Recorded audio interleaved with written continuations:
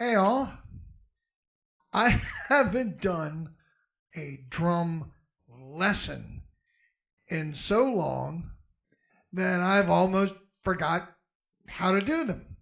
But then something hit me when I was recording the other day with friends that prompted me to bring this lesson to you because in the session, something was missing, but nobody could tell me what it was. And in fact, they said to me, "You're not playing like you normally play. You're playing very stiff." They said it's accurate, but it's stiff. And nobody could figure out why it wasn't working the way it normally does. Well, accidentally, when I was messing with the electronics, trying to get a good sound, what we found out that was missing was the hi-hat part. And let me demonstrate. I was playing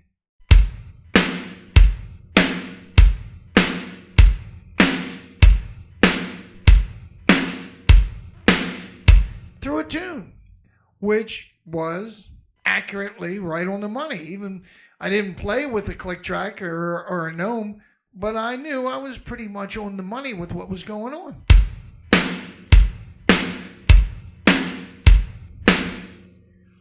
And they said, "Yeah, but it sounds very stiff and generic."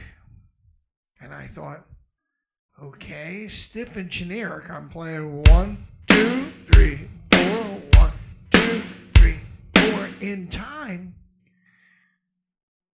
What needs to happen? And even when you play it with feel,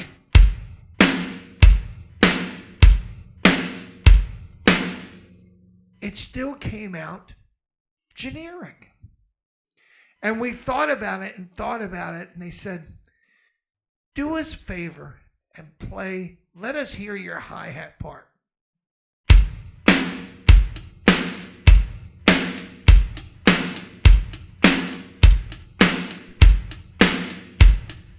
And they said, "That's it."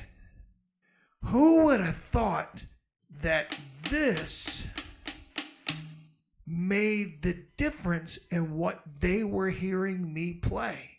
And when we laid down the track again,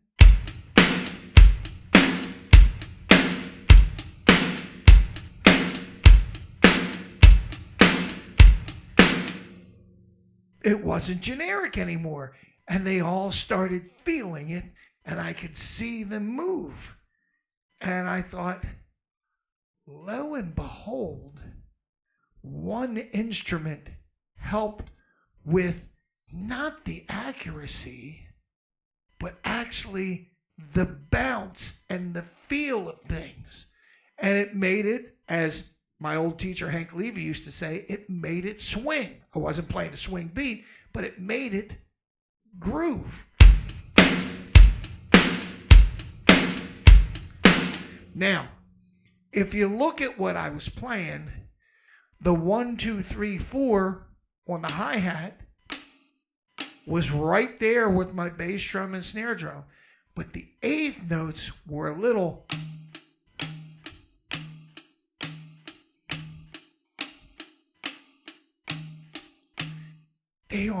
they're even in nature, but they're not even in volume.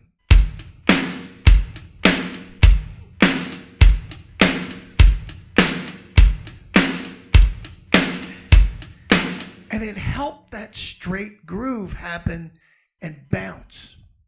And I thought, most drummers don't want to think about how influential this is. Back when I was growing up and learning how to play, the hi-hat was kind of an afterthought to play.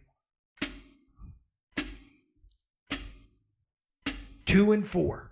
That's what back in the 60s kind of did.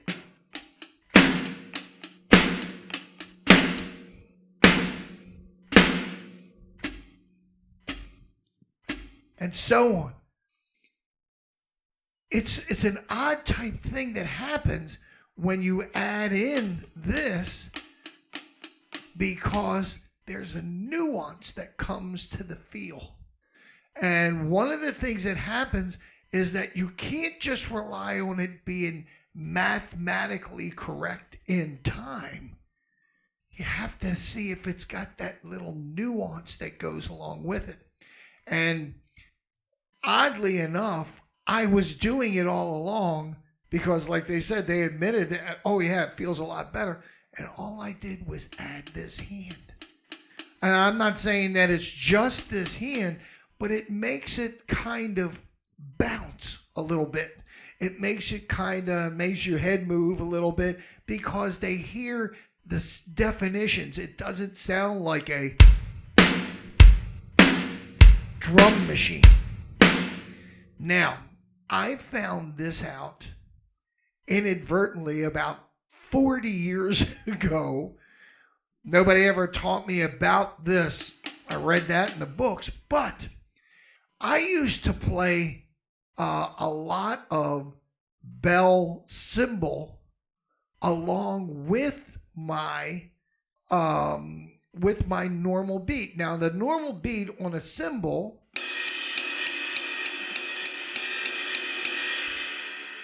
it just plays a constant kind of metronomic kind of flow.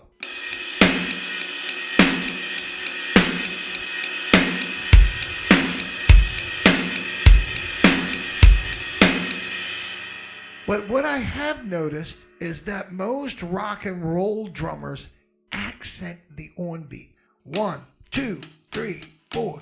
1, 2, 3, 4. That's kind of like the norm. Well, back in the disco era, the offbeats were the actual feel along with it. Even though the bass drum was pounding out 1, 2, 3, 4, the offbeat was really giving disco a lift. And I remember we all used to hit the hi-hats really loud so we can hear that. What I used to do on my ride cymbal, though, was play the cymbal on the on beat and the bell on the off beat. And it gives the whole feeling quite a lift. Let me show you an example. I'll do it straight first and then do what I used to do back then, accenting the off beat.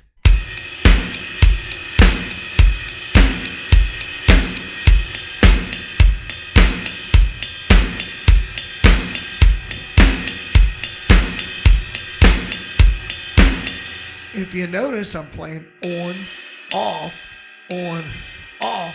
and I'm actually using my hand to actually get me the bell because I have a pad here that my edge of my pad is the off beat while the on beat is the center of the pad. I would normally do this on a cymbal and go rock between the bow of the cymbal and the off beat on the hi-hat. But notice that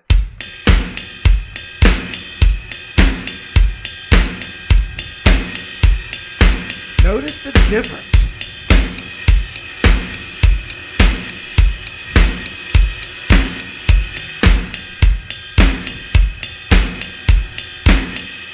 It adds a little jump to the beat, to the feel of it. It makes it bounce more along, accenting the offbeat.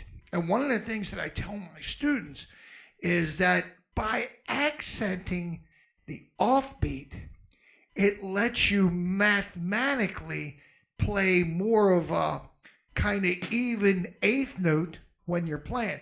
Too many times when we're playing straight eighth notes in rock drumming, you're pounding down that 1, 2, 3, 4, and then this is kind of like an afterthought. And it kind of like fits in, but it's kind of buried, so to speak. When you're accenting the offbeats,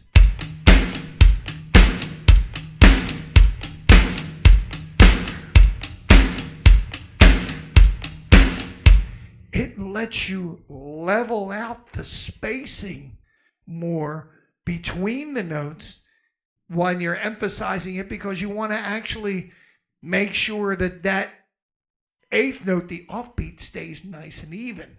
And even when we're doing it fast,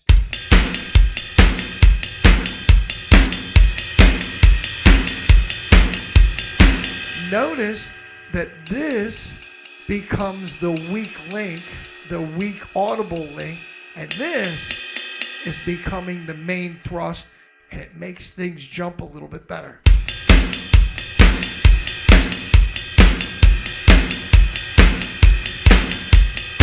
So, my tip for today, along with the feel, it's not just